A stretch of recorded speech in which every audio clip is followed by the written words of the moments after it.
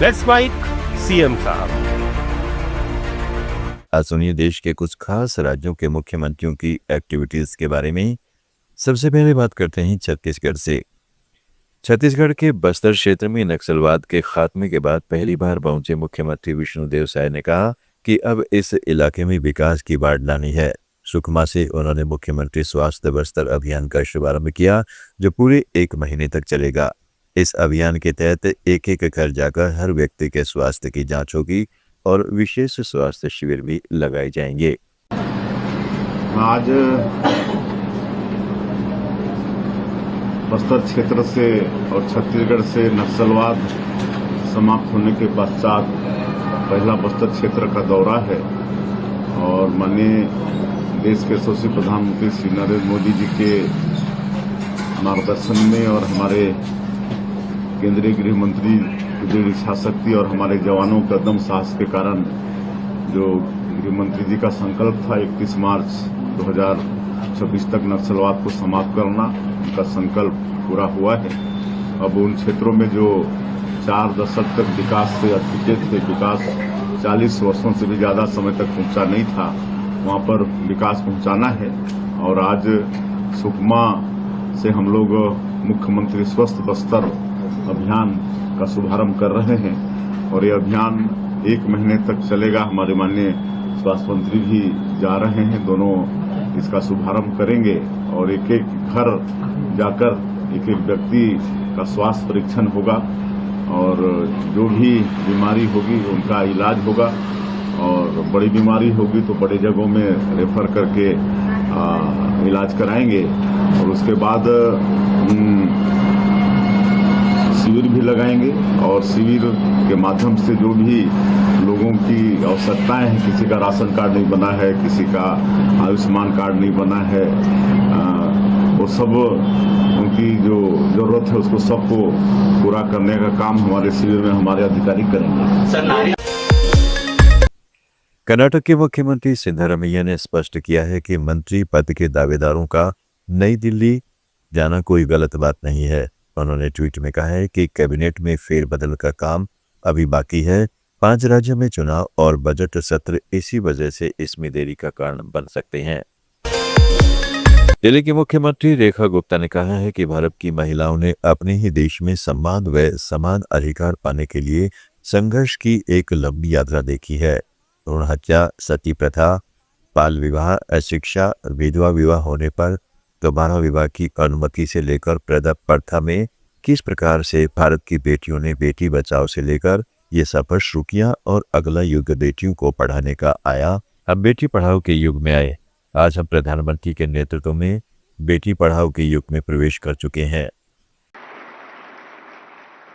बहनों, भारत की महिलाओं ने अपने ही देश में सम्मान व समान अधिकार पाने के लिए संघर्ष की एक लंबी यात्रा देखी है। भ्रूण हत्या, सती प्रथा, बाल विवाह, अशिक्षा, विधवा होने पे दोबारा विवाह होने की अनुमति से लेकर के पर्दा प्रथा में किस तरीके से भारत की बेटियों ने बेटी बचाओ से लेकर के जब ये सफर शुरू किया, एक समय जब बेटियों को कोख में ही मार दिया जाता था, उस समय से जब हम शुरू हुए तो अगला युग आया बेटियों को पढ़ाने का, तो हम बेटी पढ़ाओ के युग में गए। और मुझे बहुत ही प्रसन्नता है कि आज प्रधानमंत्री जी आपके सशक्त निर्णय और नीतियों के द्वारा जिस युग में हम प्रवेश कर रहे हैं वो बेटी बचाओ, बेटी पढ़ाओ और अब बेटी बढ़ाओ के युग में हम प्रवेश कर चुके हैं। और इस नए युग की शुरुआत हुई 2014 से। माननीय जी आपके आने के बाद जब सरकार की हर योजना की धुरी बनी परिवार की महिला को केंद्र में रख के आपने सारी नीतियां, सारी योजनाएं बनाई। मुझे ये कहते हुए ये प्रसन्नता है कि जब खुले में शौच जाने का दर्द की अनदेखी तब की सरकारें, तब के नेता करते रहे थे, उस दर्द को आपने समझा और आपने आने के बाद घर घर में शौचालय, करोड़ों शौचालय इस देश में बनवाए। हिमाचल प्रदेश के मुख्यमंत्री सुखविंदर सिंह सुक्खू ने पूर्व सीएम जयराम ठाकुर पर निशाना साधा और उन्होंने कहा है कि भाजपा के अंदर 5 गुटों में से एक गुट उन्हें नेता प्रतिपक्ष के पद से हटाने की साजिश रच रहा है। जयराम केवल अपनी कुर्सी बचाने में जुटे हैं और तनाव में हैं। अब जयराम जी अभी जो लड़ाई लड़ रहे हैं वो पहले अपने प्रतिपक्ष होने के नेता के नाते जो उनको भारतीय जनता पार्टी के 5 गुट है, एक गुट उन्हें हटाने लगा है। अभी अब सिर्फ वो कुर्सी को बचाने की बात कर रहे हैं अपनी को। 2 साल बाद भविष्य के गर्भ में क्या छिपा है वो या तो भगवान जानता है या जयराम जी जानते होंगे, मुझे लगता है। तो जयराम जी भविष्यवक्ता तो हो नहीं सकते और जिस प्रकार की वो बातचीत कर रहे हैं वो तनाव में है और तनाव इसलिए कि उन पर राजनीतिक तनाव इसलिए है कि उनको एक गुट विपक्षी दल के नेता से हटाना चाहता है, ऐसी सूचना प्राप्त है। देखो, पंजाब के मुख्यमंत्री भगवंत मान ने कहा है कि श्री गुरु ग्रंथ साहिब जी की बेअदबी पर बहुत सख्त कानून बनाया गया है। यह स्टेट एक्ट पहले से था लेकिन अब इसमें कड़ी सजा का प्रावधान जोड़ा गया है। बेअदबी करने वाले को सख्त से सख्त सजा मिलेगी। घटनाएं बढ़ रही हैं, इसलिए जगत ज्योत श्री गुरु ग्रंथ साहिब जी सत्कार विधेयक 2026 लाया गया। जी की बेअदबी के संबंध में बहुत सख्त कानून बनाया गया है।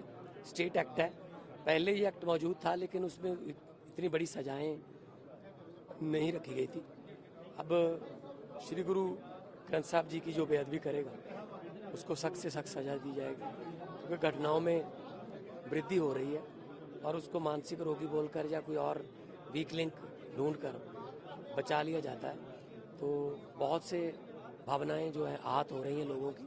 तो आज पंजाब की विधानसभा का विशेष सेशन 13 अप्रैल के दिन, जिस दिन खालसा की साजना हुई थी, उस संबंध में बुलाया गया और सर्वसम्मति से ये बिल पास किया गया, जिसका नाम है जागत ज्योत श्री गुरु ग्रंथ साहब जी सत्कार एक्ट अमेंडमेंट 2026। स्टेट एक्ट है, उसी एक्ट पहले से बना हुआ एक्ट है, उसमें 2 एडिशन किए हैं, तो इसलिए वहाँ भेजने की जरूरत नहीं। ठीक है, आना चाहिए। जब हर एक काम में वुमेन जो है, हमारी महिलाएं, नारी शक्ति बराबर का हिस्सेदार है, तो राजनीति में भी होना चाहिए। उत्तर प्रदेश के मुख्यमंत्री योगी आदित्यनाथ ने अशांति फैलाने वालों पर निशाना साधा।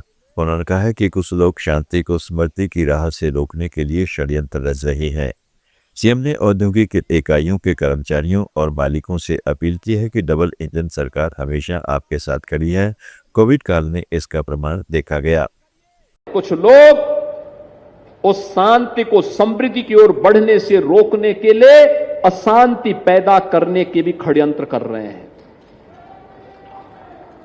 मैं अपील करूंगा सभी औद्योगिक इकाइयों में कार्यरत कार्मिकों से और औद्योगिक इकाइयों में कार्यरत श्रमिकों से भी, याद करिए ये डबल इंजन की सरकार आपके साथ कैसे खड़ी होती है। कोरोना कालखंड में आपने देखा होगा, जब कोरोना की परवाह के बगैर हमारी सरकार ने कार्मिकों को सबके लिए अपनी गाड़ियां उपलब्ध करवाई, उनको क्वारंटीन सेंटर में रखवाने की व्यवस्था की, उनके लिए सभी प्रकार की फ्री सुविधा उपलब्ध करवा करके उनको उनके घरों तक पहुंचाने का काम किया। यह वही राज्य है जहां 2017 के पहले उद्योग तो नहीं लगता था, लेकिन जो उद्योग थे उसमें तालाबंदी जरूर होती थी।